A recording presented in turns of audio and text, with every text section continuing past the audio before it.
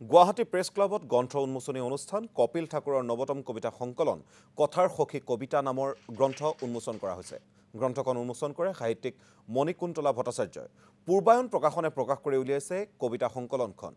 গ্ৰন্থ উন্মোচনী অনুষ্ঠানত উপস্থিত থাকে দেৱানন্দ চুতীয়া, ৰফিকুল ৰহমানকে আদি কৰি কেইবাগৰাকীও কবি সাহিত্যিক। প্ৰায় 100টা কবিতা আছে।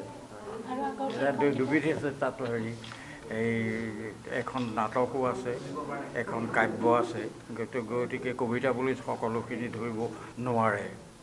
পঢ়োতাই খালি পঢ়োঁতেহে গম পাব যে এইটো আৰু সেইটো বস্তু বেলেগ। তেনেধৰণে তেওঁ নিজৰ ধাৰণাটো কৰি ল'ব। আৰু মই ভাবোঁ অলপ চিন্তা কৰি পঢ়া পাঠকে এই কিতাপখন খুব উপভোগ কৰিব।